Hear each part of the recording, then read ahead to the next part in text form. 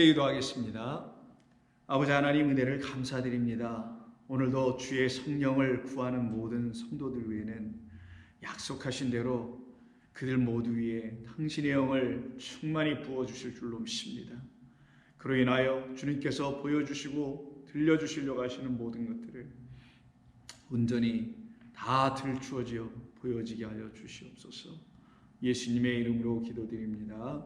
아멘. 자, 하나님 말씀 나눕니다. 자, 누가복음 오늘은 12장 1절로 3절의 말씀입니다. 누가복음 12장 1절 이하 3절입니다. 함께 읽겠습니다. 그동안에 무리 수만 명이 모여 서로 밟힐 만큼 되었더니 예수께서 먼저 제자들에게 말씀하여 이르시되 바리새인들의 누룩 곧 외식을 주의하라. 감추인 것이 드러나지 않을 것이 없고 숨긴 것이 알려지지 않을 것이 없나니 이러므로 너희가 어두운 데서 말한 모든 것이 광명한 데서 들리고 너희가 골방에서 귀에 대고 말한 것이 지붕 위에서 전파되리라. 아멘. 오늘 우리는 새로운 본문을 읽게 되었습니다. 이 본문 12장서부터 시작하여 우리 주님은 저희들에게 또 새로운 말씀으로 하늘의 진리를 가르쳐 주셔서 우리로 하늘의 백성이 되게 하시는 말씀을 전해 주십니다. 그러기에 우리는 이 말씀을 통해서 우리가 모두 하늘에 속한 주의 백성이 되어야 할 것입니다. 이 말씀을 듣고 단순히 힘과 용기를 내거나 이 말씀을 듣고 어떤 다른 생각을 할 것이 아니라 다 우리를 주의 거룩한 백성으로 지으시려는 그 뜻에 합당하도록 우리는 이 말씀으로 지어져야 할 것입니다. 오늘 본문에 보시면은 예수님의 말씀을 지금 듣는 사람들의 그 수를 수만 명이라고 지금 되어 있습니다. 1절 보시면 그동안에 무리 수만 명이 모였다고 되어 있네요. 예수님의 말씀을 듣고 또 듣고 하다 보니 사람들이 점점 모여들었다라는 그런 이야기겠죠. 근데 그 수가 몇 천도 아니고요. 수만 명이라고 합니다. 수만 명이 모였다라는 것은 굉장히 큰 수가 모였다라는 것을 의미하는 것입니다. 그래서 표현하기를 서로 밟힐 만큼 되었을 정도로 아주 빽빽하게 모여서 발 디딜 틈조차 없었다라는 것을 말하는 것이겠죠. 이렇게 구체적으로 묘사한 것을 보면 얼마나 많은 사람들이 운집해였었는지를 우리가 상상해 볼 수 있습니다. 그래서 상당히 많은 사람들이 모였을 때 예수께서 먼저 제자들에게 말씀을 해주십니다. 그 수만 명에게 다 말씀하신 것이 아니라 먼저는 가장 가까이에 있는 그 제자들에게 먼저 말씀해 주시죠. 그것은 당시에 무슨 대형 스피커가 있는 것도 아니고요. 어디 서서 외쳐서 될 일도 아니기 때문에 예수님께서는 맨 앞자리에 당신의 바로 근처에 앉아있거나 서있는 당신의 그 제자들, 측근들에게 먼저 하나님의 말씀을 가르쳐 주시게 되고요. 그 말씀을 그들이 먼저 깨달아야 그 말씀을 다시 전해주는 자들이 되죠. 이건 이제 복음을 전하는 제자들이라고 합니다. 그런 방식으로 예수님께서 제자들에게 먼저 전해주시게 됩니다. 그럼 이 말씀을 먼저 깨달아야 될 사람들은 제자들이어야 되겠죠. 그들이 먼저 깨닫지 못하면 이 주님이 주신 이 말씀은 다시 오해되고 곡해되고 왜곡되어 전해줄 수밖에 없습니다. 그래서 우리는 이런 말씀을 들으면서 생각해야 될 것이 하나 있어요. 우리 그리스도인들이라고 하는 우리 예수 믿는 사람들이 우리 주님의 말씀을 먼저 깨닫지 못하면 우리가 누구에게 이 말씀을 전해줄 수가 있겠는가라는 거죠. 우리부터 알지 못하고 우리부터 온전히 깨닫지 못하면 우리가 그것을 누구에게 전해줄 수 있을까요? 그런데 안타깝게도 혹은 위험하게도 깨닫지 못하였음에도 불구하고 전해주더라는 거죠. 마치 우리가 지난주에 말씀을 나눴던 것처럼 그 앞에 있는 화 있을진저의 말씀을 듣고 있었던 바리새인들과 율법 교사들이 바로 그런 사람들이었잖아요. 특별히 그 위에 11장 52절에 보면 지식의 열쇠를 가지고도 라는 말이 있었죠. 그들은 하나님의 말씀을 갖고 있었음에도 불구하고 그 하나님의 말씀이 그리스도로 온전해져야 한다는 사실을 알게 되지 못했을 때에는, 곧 그리스도는 기름 부음 받은 자, 기름 부었다는 건 성령이에요. 그들 위에 하나님의 영 성령이 임하기 전에는 결단코 하나님의 말씀이 그들에게 하나님을 알게 하는, 여호와를 알게 하는 그 깨달음, 지식을 열어주지 못하게 된다는 거예요. 그래서 그리스도가 열쇠이고 성령이 열쇠인 거예요. 무엇에 대하여? 이 성경 율법에 대하여 열쇠의 역할을 하는 겁니다. 우리로 하여금 깨달아 하나님을 알게 해주는 것이죠. 그런데 그 율법 교사들이 그러질 못해서 결국은 그 주변에 있는 모든 사람들, 이스라엘 백성들이 어떻게 됩니까? 그들로 하여금 잘못되이 배웠으니 그들도 천국으로 들어가는, 하나님 안으로 들어가는 그 길이 막힐 수밖에 없게 되죠. 그 가운데서도 주의 성령으로 깨닫는 선지자와 주의 거룩한 백성들이 있었겠죠. 그들이 들어가는 걸 또 못 들어가게 막고 있더라는 거예요.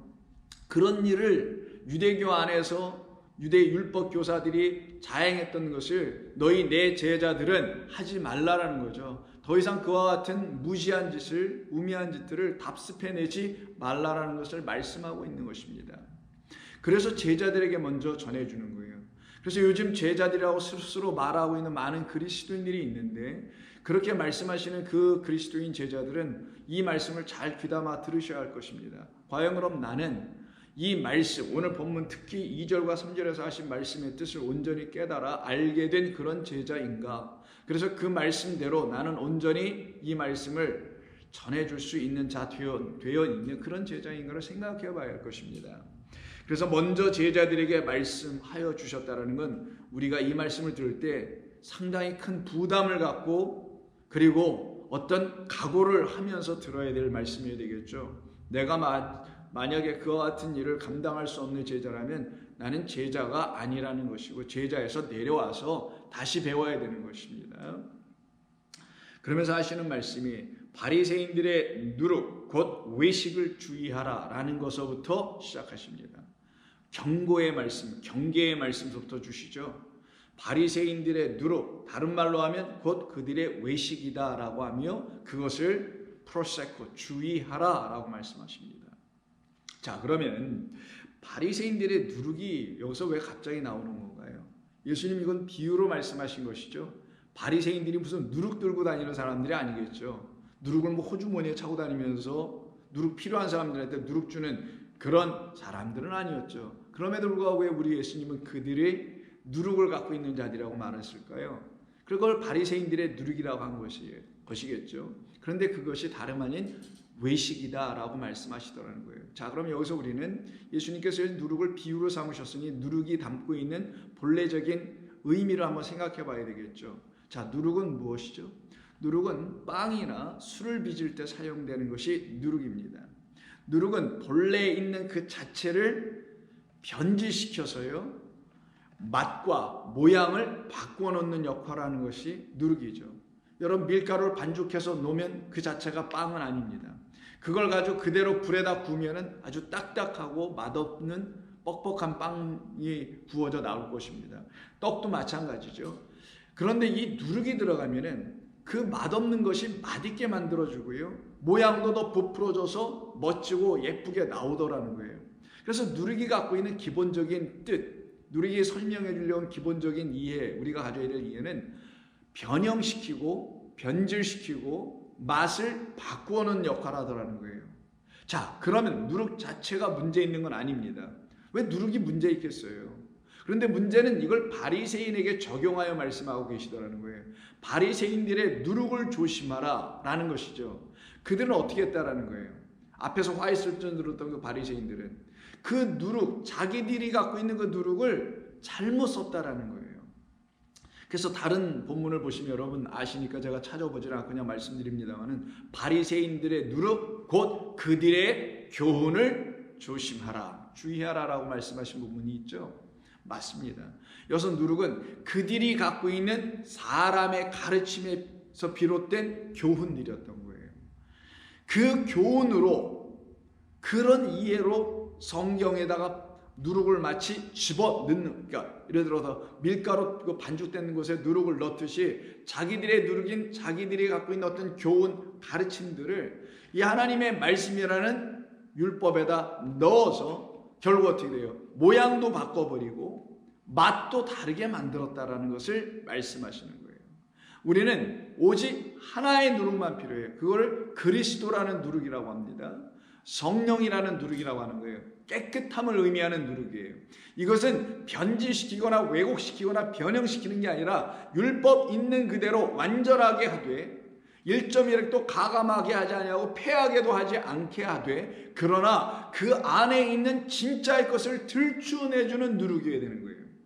그래서 멋지고 아름답고 보기에도 더 나아가서 맛으로 보면은 더욱더 말할 수 없는 맛이 나오게 하는 그런 누룩 그리스도로, 그런 누룩 하나님의 성령으로.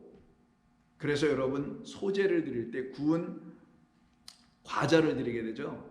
그거를 드릴 때 결단코 거기다가 넣어서는 안 되는 두 가지가 누룩과 꿀이에요. 이건 다 변질시키는 거거든요. 오직 거기에는 기름과 뭐만 들어가냐면 소금만 넣어서 만들려고 하시는 말씀을 여러분 아실 겁니다. 그래서 우리 주님은 지금 바리새인들의 누룩을 조심하라, 그들의 외식을 조심하라 라고 말씀하신 것은 변형시키고 변질시키고 왜곡시키게 되는 그들의 가르침과 이 땅에서 사람들의 이해와 경험에 근거하여 만들어진 교훈들로 성경을 들여다보지 말아라라는 것이죠. 그렇게 가르치고 있는 바리새인과 율법 교사들을 주의하라라고 먼저 말씀하시게 됩니다. 그리고서는 하시는 말씀이 감추인 것이 드러나지 않을 것이 없고 숨긴 것이 알려질 것이 없다라고 말씀합니다. 이게 무슨 말이냐면은 바리새인들이 자기들의 누룩으로 자기들의 경전, 자기들의 체계, 자기들의 학문 등등등등 이런 모든 걸 가지고 하나님의 말씀을 백성들에게 가르치고 있다라는 거예요.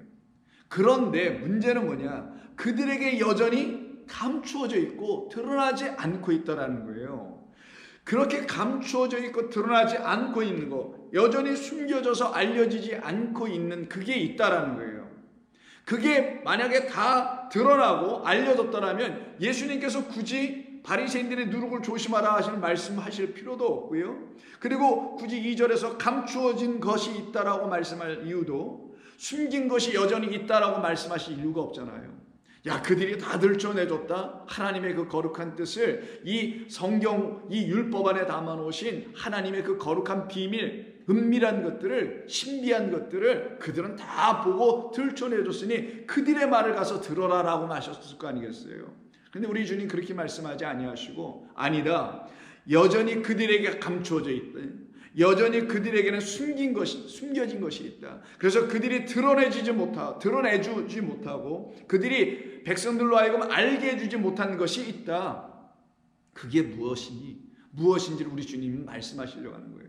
그러면 우리 주님으로부터 이런 말씀을 들은 제자들은 어떤 마음을 가져야 되겠어요? 저와 여러분들은 어떤 마음을 가져야 되겠습니까? 우리 주님이 아니고서는 그 감추어진 것이 내게 들추어질 수 없는 것이구나. 우리 주님이 저렇게 말씀하시는 거 보면은 우리 주님은 분명히 알고 계신 것이구나. 우리 주님만이, 당신만이 감추어진 것을 들춰내며 그리고 숨겨진 것을 알게 해주시는 유일한 분이시라는 것을 저렇게 담대하게 확신 있게 말씀하시니 나는 그럼 우리 주님으로부터 들어야 되는 것이구나 라는 마음을 가져야 하는 겁니다. 이게 바로 지금 제자들만 따로 놓고 말씀하신 이유였던 거고요. 우리 그리스도인이라고 소위 말하는 교회 출입하고 있는 저희들에게 먼저 가르쳐 주시는 말씀 아니겠냐고요. 그때 저와 여러분들은 그런 마음으로 온전한 자세를 갖고 주의 말씀을 듣게 되면은 우리에게 더 이상 감추어지지 않을 것이고요. 우리에게 더 이상 숨김받지 않고 그 모든 하나님의 말씀이 다 오롯이 온전한 말씀으로 들추어져 알려지게 될 것을 저희들은 믿습니다. 저희들은 확신하죠. 여러분도 그러시지 않습니까? 그래서 여기에 감추어진 것이 드러나지 않을 것이 없고 숨긴 것이 알려지지 않을 것이 없다. 그들이 숨겼고 그들이 감추고 있었고, 왜 그러냐면 그들에게 이미 감추어져 있고 그들에게 이미 숨긴 바 되었기 때문에. 그러나 알기를 원하고 듣기를 원하는 나는 맹인입니다, 나는 귀머거리입니다라고 시인한 모든 사람들에게는 하나님께서 당신 안에 감추어져 있는 이 창조 안에 감춰 놓으신, 그리고 이 성경이라는 율법 안에 감추어 놓고 숨겨져 있는 그것을 아버지께서 우리에게 틀초 알려주실 것이다. 여러분 믿으십니까? 여러분 이런 경험을 날마다 하고 살아가십니까? 주의 말씀을 매일매일 보내드리는 거 들으실 때마다 그런 생각을 가지시고 그런 마음으로 성경을 읽으시고 묵상하시고 주의 말씀을 가지고 살아가십니까? 여러분이 만약 그러신 분들이라면 2절에 있는 말씀대로 다 이루어질지어다가 되는 거예요. 다시 보세요.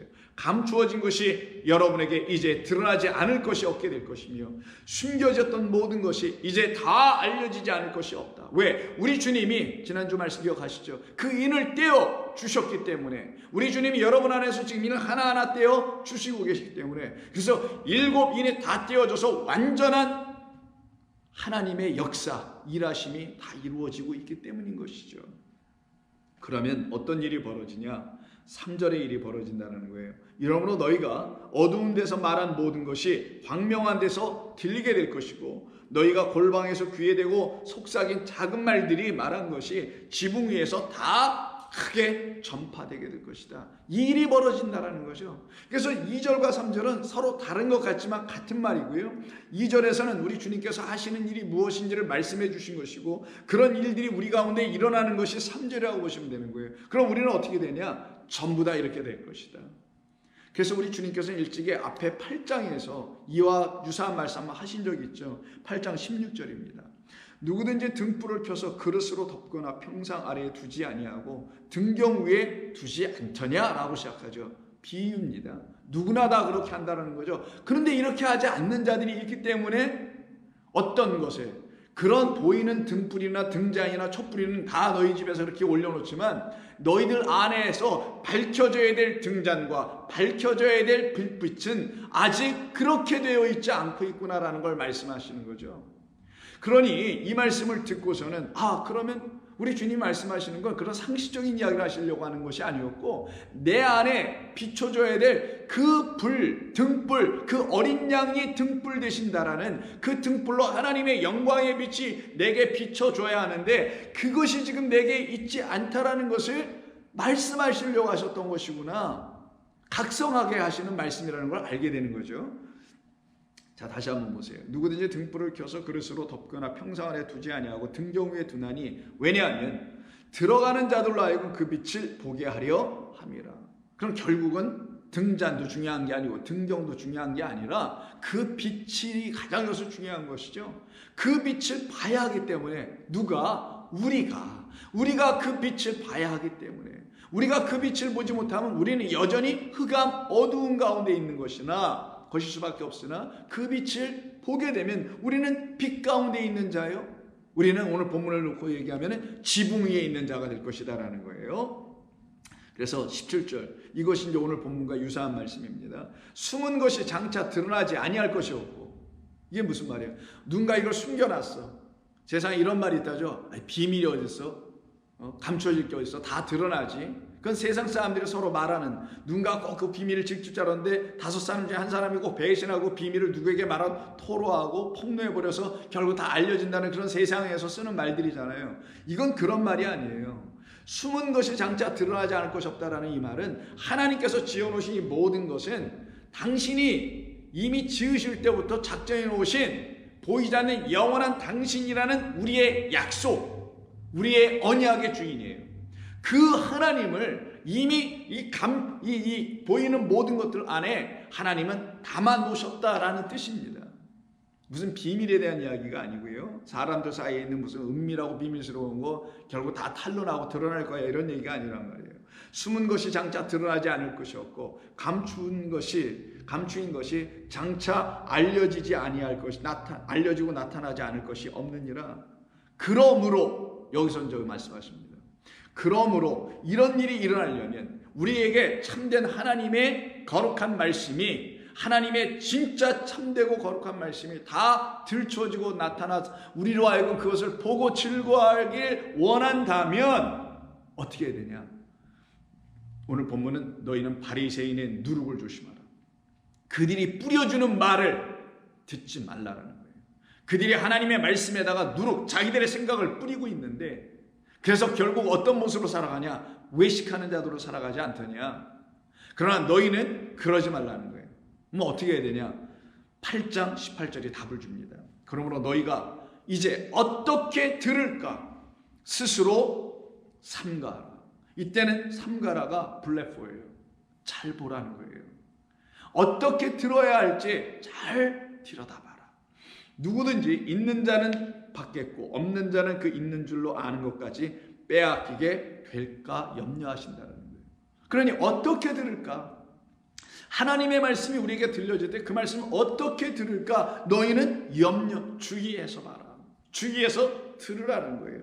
그때 너희는 바리새인들의 누룩을 더 이상 듣지 않고 취하지 않게 되고, 그들이 누룩으로 뿌려서 가르쳐낸 율법의 말씀들을 너희들은 진리로 듣지 않게 될 것이다. 왜? 너희가 내 제자이기 때문이라는 거죠.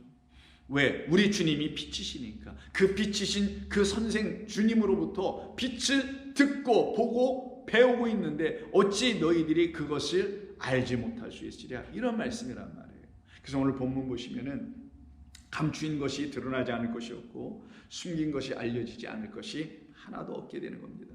저와 여러분들 안에서 하나님께서 당신의 아들 그리스도 예수님을 통하여, 진리를 통하여, 성령을 통하여 우리 안에서 하나님의 말씀을 하나하나 떼어 풀어주시는 역사가 일어날 때 하늘이 열리니 뚜껑 닫혀있는 칼륨토 닫혀있다는 거예요. 그것이 아포칼륨토, cover it up, 커버됐던 것이 uncover, 다 벗겨져 버리는 역사가 일어나기 시작하죠. 그거를 뭐라고 하냐? 드러났다, 들추어졌다, 계시의 영으로 볼 수 있게 됐다라고 말씀하게 되는 겁니다. 그러니 이와 같은 사람들에게는 하나님의 말씀, 율법이 그냥 율법으로 읽는 자들이 되지 않게 돼요.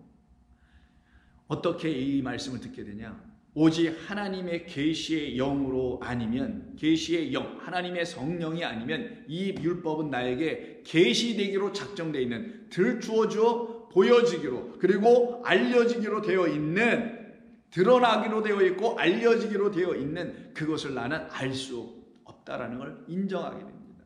그래서 그와 같은 사람들은 하나님의 말씀을 이렇게 읽을 때요, 여러분들이 읽고 묵상하시고 등등 하실 때에 이 말씀을 그냥 겉으로 읽게 되지 않을 거예요.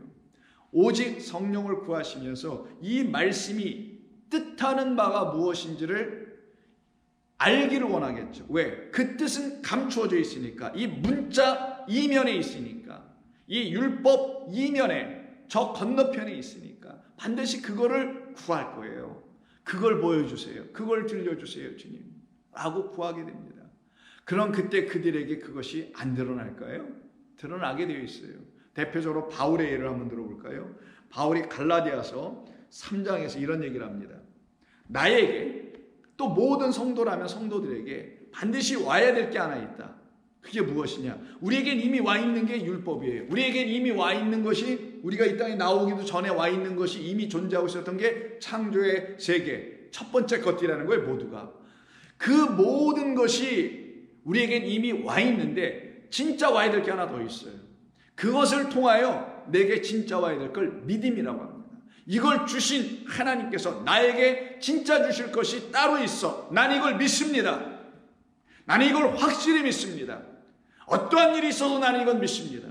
내게 주신 이 첫째 하늘과 첫째 땅을 통하여 내게 진짜 주시려고 하는 것이 있음을, 들춰줄 것이 있음을, 나로 하여금 알게 하실 것이 있음을 나는 믿습니다라는 거예요. 그걸 놓고 믿음이라고 합니다. 그래서 믿음이 오기 전에라고 3장 23절에 말하는 거예요. 믿음이 오기 전에 우리는 뭐부터 갖고 있었냐? 율법이라는 걸 갖고 있었고 보이는 것을 갖고 있었다는 거예요. 그래서 믿음이 오기 전에 우리는 모두 율법을 갖고 있어서 율법 아래만 있었다. 이 보이는 천지 세상 아래만 놓여 있었다. 안 그런 사람이 없어요. 그런데 믿음이 오면 어떻게 되냐? 믿음은 믿음의 주는 그리스도예요. 믿음은 우리 게 아니에요. 난 믿음이 있어요. 저는 믿음이 있어요. 무슨 믿음이 있어요? 믿음은 믿음의 주 그리스도만 믿음이란 말이에요. 그분만 진짜 믿음이에요. 근데 그 믿음이 오기 전에 그리스도 성령이 내게 오기 전에는 나는 율법 아래 갇혀서 보이는 것 이 세상에 갇혀 있을 수밖에 없고 그 막힌 담을 넘어갈 수가 없어요. 문이 안 열리는 거예요. 근데 믿음 그리스도가 성령이 내게 들어오니 어떤 일이 벌어져요? 이게 떠나가는 거예요. 율법이 풀려지는 거예요. 하늘이 녹아져 내리는 거예요. 그리고는 진짜 성도들만이 볼 수 있는 새하늘과 새 땅을 보기 시작하는 겁니다. 그거를 지금 바울이 얘기하는 거예요. 믿음이 오기 전에 우리는 율법 아래 매인바 되고 그래서 계시될 믿음의 때까지는 갇혀버릴 수밖에 없었던 것이다. 이때 계시란 말을 써요. 이게 아포칼립토 오늘 본문에서 드러나다라는 말이에요. 계시될 믿음이 올 때까지 우리는 다 갇혀 있으니 계시될 믿음, 우리에게 들춰지기로 되어 있는 믿음, 우리에게 나타나시기로 한 성령, 너희는 아버지가 나에게 약속해 놓으신 것을 너희들에게 올 것이니 떠나지 말라는 그 약속, 그걸 믿고 있는 사람들, 그들에게는 그 믿음이 오게 돼 있으며 그러면 그때는 율법에 갇히지 않게 되죠. 문자에 얽매이지 않게 됩니다. 문자풀이 하지 않아요. 하나님의 말씀을 꿰맞히는 그런 일들을 하지 않게 됩니다. 오직 주의 성령이 그들의 마음을, 그들의 생각을 주장하셔서 하나님의 말씀을 진리로 다 알아듣도록 편안하게 만들어 주실 것을 저는 압니다. 그렇게 되어 있기 때문이에요. 이걸 학문으로 공부하는 게 아니기 때문입니다. 성경은. 그래서 믿음이 오기 전에 우리는 율법 아래 매인바되고 계시될 믿음의 때까지 갇혀 있었느니라. 이같이 율법이 우리를 그리스도께로 인도하는 초등교사가 되어, 이게 율법이 갖고 있는 이중성, 우리가 표현할 때 아이러니하다는 거예요. 율법으로 우리를 가려놓고 율법 아래 놓게 해뒀느니만 우리를 또 율법이 어떻게? 바울이 이렇게 그리스도에게로 인도하더라는 거예요. 맞아요. 우리는 율법, 이것이 계명인 줄 알고 율법 아래, 계명 아래 눌려서 그냥 무거운 짐, 이해도 안 되는 어려운 마음들만 가지고 헛된 열심을 살아왔었던 사람들이었던 거예요. 그게 바로 율법 아래에 있는 자라고 하는 거예요. 근데 믿음, 계시될 믿음이 있다 보니 우리를 어떻게 이 율법은 본래 이 분을 얘기하려고 했던 거야. 율법은 본래 너희들 안에 있어야 될 기름 부음 성령 그리스도를 얘기해 주려고 하려고 했던 거야. 그게 하나님의 선물이고 그게 하나님의 약속이고 그게 하나님의 영원한 언약이었던 거야. 그러니 우리를 누구라 불러요? 그래서 그리스도인이라고 부르는 거예요. 그리스도라는 기름 부음이 있어야 우리는 그리스도인 되는 거니까. 그래 율법은 이런 이중성 두 가지 역할을 다 해내는 거예요. 우리를 다른 데로 못 도망가게 율법 아래 딱 잠궈놔 버리는 거예요. 그렇죠. 우리가 어딜 갈 거예요 또. 여기에 늘 있는 거죠. 이 창조의 세계. 여기서 어딜 벗어날 거예요. 여기서 하나님의 이 창조 우주 전체에서 어디로 갈 거냐 우리가. 이 율법 아래, 창조 아래 딱 갇혀 있는 거예요. 그러나 그 율법과 이 창조가 그리스도가 우리 가운데 들어오시는 역사를 통하여 다 벗겨지고 떠나가게 되어 들추어지고 나타나게 되어 알려지기 시작하게 되는 겁니다. 그래서 우리를 율법이 어떻게 하냐? 율법이 우리를 인도해 주는 거예요. 누구에게로? 참된 그리스도에게로 인도해 주는 거예요. 그래서 율법을 뭐라고 하냐? 초등교사의 역할을 하고 있는 것이라고 합니다. 교사 역할. 초등학교 선생님 역할을 해준다는 거죠. 그렇게 해서 우리로 하여금 믿음으로 말미암아 의롭다 함을 얻게 하려 함이라. 믿음이 온 후로는 우리가 초등교사 아래 있지 아니하는도다. 이제 율법 아래 놓이지 않고 오직 믿음으로 말미암아 그리스도 예수 안에 거하게 되지. 그리고 우리가 누가 돼요? 우리도 하나님의 아들들이 되었으니 라고 얘기하는 거예요. 이게 지금 바울이 깨달은, 바울에게 성령이 임하여 그로 하여금 깨달아 알게 해준 놀라운 일이었죠. 그럼 바울에게는 마찬가지로 한때 어떤 일이 있었을 거예요? 감추어진 일이 있었겠죠. 가리워진 일이 있었겠죠. 그래서 전부 다 은밀하고 비밀스럽고 알지 못하는 하나님의 말씀들로 있었겠죠. 그래서 감추어진 것이 있었으나 드러나게 된 거고요. 숨겨졌으나 이제 바울에게 드디어 다 알려지게 된 거죠. 똑같아요. 여러분에게도 저에게도 한때 감춰졌으나 이제 드러나기 시작합니다. 왜? 계시될 믿음인 그리스도께서 성령께서 여러분에게 찾아오셨으니까. 어떻게? 여러분이 필사적으로 구하기 때문이죠. 구하셨기 때문이잖아요. 절대적으로 구했기 때문이에요. 있어도 되고 없어도 되고 뭐 필요에 따라 좀 어떤 때만 있어야 될 것 같아 뭐 이런 게 아니었잖아요. 성령을 여러분들께서 그런 식으로 구하지 않잖아요. 반드시 내 영혼에, 내 마음 안에, 내 생각 속에, 내 전 삶에 성령의 주관하심이 있어야만 해. 그래야 내가 감추어진 것을 알게 되고 드러나지 않은 것이 드디어 다 드러나지게 되는 것이지. 그때 나는 비로소 하나님께서 내게 보여주시려고 하는 걸 볼 수 있으며 알게 해주시려고 하는 걸 비로소 깨달아 알 수 있는 자가 되는 것이죠. 그래서 바울은 갈라디아 교인들만 아니라 예배소 교인들에게도 똑같이 이런 말을 3장에서 합니다. 1절. 이러므로 그리스도 예수의 일로 너희 이방인을 위하여 갇힌 자 된 나 바울이 말하거니와 너희를 위하여 내게 주신 하나님의 은혜의 경륜을 너희가 들었을 터이라. 경륜은 하나님의 일하심이에요. 곧 계시로 이렇게 얘기해요. 나 또한 그 하나님의 계시로 말미암아 내가 알지 못했던, 나에게 감춰졌던 그 안에 있는 비밀을 나로 하여금 알게 해주셨다. 너무 감사하다는 거죠.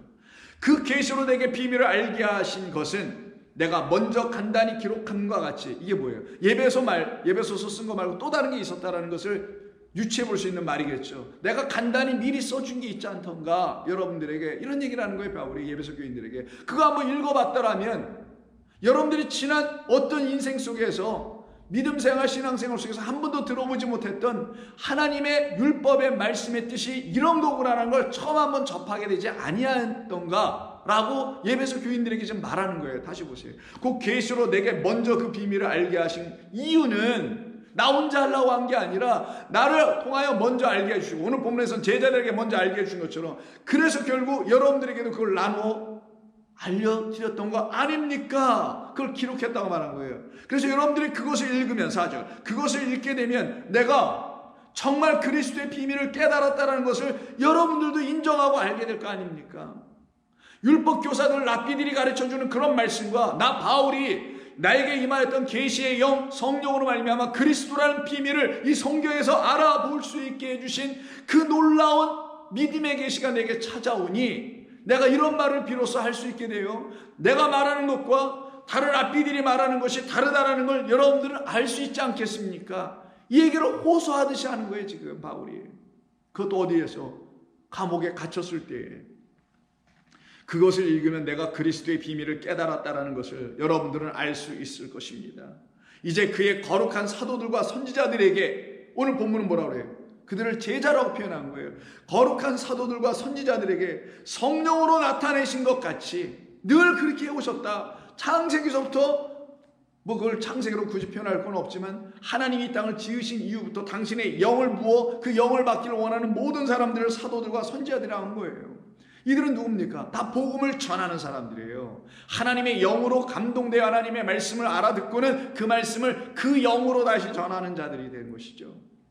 그의 거룩한 사도들과 선지자들에게 성령으로 나타내신 것 같이 다른 세대에서는, 지금 이때 다른 세대가 뭐예요? 지금이라는 거죠. 이 바울이 지금 편지를 쓰고 있는 지금의 이 세대, 혹은 앞으로 올 세대, 그럼 우리를 포함할 수 있는 거겠죠.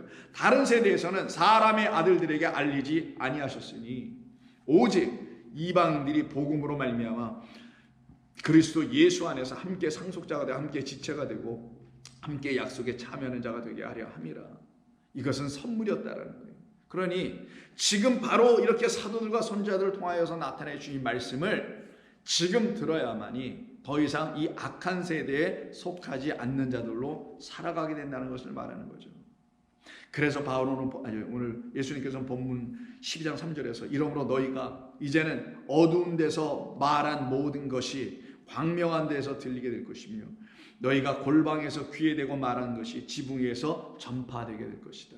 이걸 다 깨달아 그 안에 있는 비밀이 너희에게 들려지게 되면 3절의 역사가 일어난다는 거죠. 이때 이 3절은 두 가지 단어들이 서로 대조되어 표현되고 있죠. 우리 주님은 두 가지 서로 상반되는 언어를 가지고 비교하시면서 대조하시면서 우리에게 가르쳐 주십니다. 그걸 뭐라고 하냐? 첫 번째 어두운 데라고 표현한 것과 거기에 상반되는 광명한 데라고 말씀하시고요. 골방에 대조해야 되는 말로는 지붕 위라고 말씀하신 거예요. 그러면 어두움과 광명, 골방과 지붕 이렇게 돼 있죠. 그럼 둘둘이 짝이 됩니다. 같은 곡기를 묶어보면 어두운 곳이 골방이라는 거고요. 광명한 곳이 지붕 위라는 것을 말하는 거죠. 그런데 이 어두운 데서 말한 것이 광명한 데서 들린다. 좀 이게 알 것 같기도 하고 모를 것 같기도 하고 좀 이상하죠. 어두운 데라고 표현했지만 원래는 명사로 흑암이에요. 흑암 안에서 말한 것이, 여러분 깜깜한 곳에서 누가 이렇게 말을 하면 그게 안 들리나요? 꼭 뭐 대낮에 빛이 있는 어떤 그런 데 가서 뭐 말을 해야 외쳐야 사람들이 알아듣고 그러나요? 아니잖아요. 그런 말은 사람이 입으로 하는 모든 말들은 어디에서든, 흑암 속에서든, 오히려 밤에 더 조용하니까 더 잘 들릴 수 있겠죠. 흑암일수록. 그런데 세상에서 이렇게 육적인 물리적인 세상에서는 이 말이 뭔 말인지 모르겠다라는 거예요. 아니 뭐 어두운 데서 말하고 광명한 데서 꼭 뭐 들리고 이상하네, 이게 무슨 말이야? 근데 이건 그런 뜻이 아니겠죠. 이런 물리적인 공간과 이런 환경에서 얘기하시는 게 아니죠. 여기서 흑암이라는 것은 무지를 말하는 거예요. 흑암, 공허, 깊음, 이건 다 사망을 의미하는, 여호와 하나님을 알지 못함으로 죽어있는 상태, 오직 의인은 믿음으로 말미암아 사는데 그 계시된 믿음이 오지 않아서 여전히 죄인 상태로 죽어있는 자들, 살아나지 못한 상태를 갖다 흑암이라고 하는 거예요. 그래서 흑암은 항상 무지를 설명하는 거예요. 깜깜해, 까만 문 같은 거죠. 아무것도 안 보여, 흑암이어서. 그래서 뭘 볼 수가 없어, 읽을 수도 없어. 그래서 알 수가 없어. 도대체 저기 뭐라고 써있는지 알 길이 없는 거예요. 깜깜하니 빛이 없으니 뭐라고 써있는지 몰라. 자, 여기 보세요. 성경 여기 써있습니다. 우리가 다 봐요. 다 볼 수 있어요. 근데 이건 문자로 보는 거죠. 근데 이 성경이라는 이 율법 위에 우리의 눈으로 보면 이 율법을, 성경을, 이건 흑암이라고 하는 거예요. 바리새인들이, 율법 교사들이 그러고 있다라는 거예요. 사람의 눈, 사람의 생각, 그 교훈으로만 보고 있었다라는 거죠. 그런데 이 흑암이 있는, 이 깜깜한 상태에 있는 이 말씀이 드디어 빛 안에서 보게 되니, 빛 안에서 보게 될 때면은 이게 어떻게 돼요? 들려지기 시작하다라는 거예요. 그래서 어두운 데서, 흑암 가운데서 말을 했다라는 건 바리새인과 율법 교사들이, 혹은 지금의 교사들과 등등의 저 같은 사람들이 자기의 흑암이라는 어둠 속에서 이 성경을 눈으로 읽어 다 읽히게 하겠지. 그런데 그렇게 말한 모든 것이, 가르쳤던 모든 것이, 자기의 무지 가운데서 가르쳤던 모든 것이 이제는 끝이 난다. 누구로? 당신 빛으로요. 광명이라 했지만 원래는 그냥 빛이에요. 그 빛 안에서, 그러니까 그리스도가 빛이니까 그 빛 당신 안에서만 어떻게 된다? 다시 모든 말씀이 들추어져 들려지게 될 것이다. 더 나아가 골방에서 귀에 대고 말한 것이 이제는 지붕 위에서 전파될 것이다. 골방은 여기서 창고라는 의미가 있어요. 골방은 외진 곳에 이렇게 빛이 하나도 들어오지 않는 그런 창고 같은 것을 쓸 때 사용하는 그런 단어입니다. 그런데 이 골방이 또 어디서 쓰이는 표현이냐면은 성전에서도 사용되는 말이에요.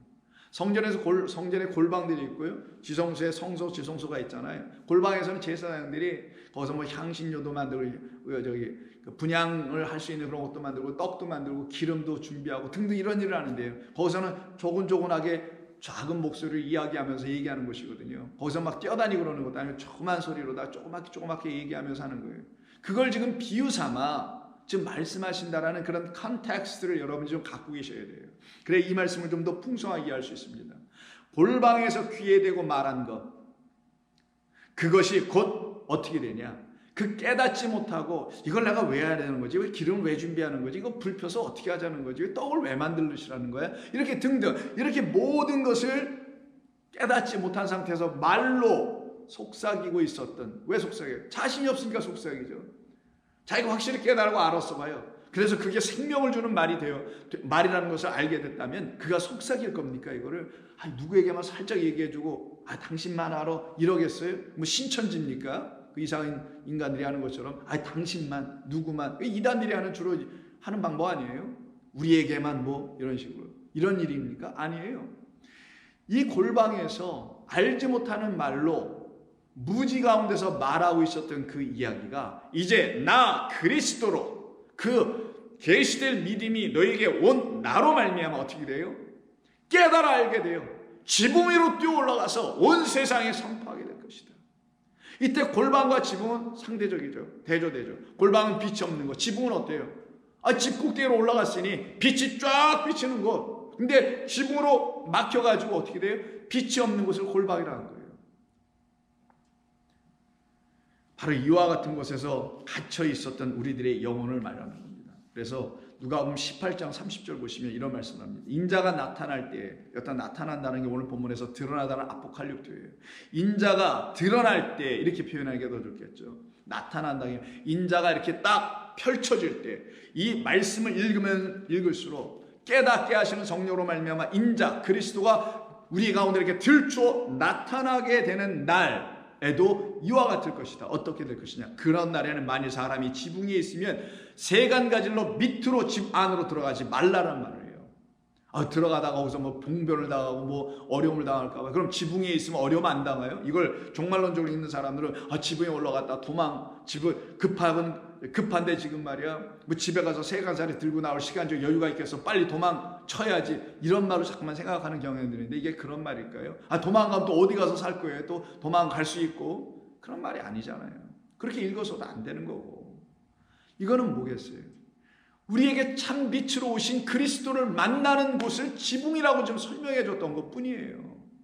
내가 너희들에게 들추어지게 되면, 이런 말이지, 인자가 나타난 아포칼립토 되게 되면, 계시되면, 그때 너희는 그 계시된 곳이 빛이 있는 곳이었구나, 빛이 있는 곳에서만 내가 들추어진다는 걸 너희가 알게 될 거야. 거기를 지붕이라는 것 뿐이에요. 하늘이 열린 곳이라는 거예요. 이 지붕 때문에 갇혀 있었잖아요. 그래서 그 지붕 때문에 갇혀 있어가지고 우리 주님을 보지 못하는 중풍병 환자를 데리고 왔었던 그 친구들이 그 지붕을 뜯어버리잖아요. 문을 열어버린 거 아니겠어요? 마찬가지 개념입니다. 그래서 항상 이 지붕은 성도들로 하여금 빛을 보는 것, 하나님을 만나는 곳으로 항상 사용됩니다. 예를 들어 여러분,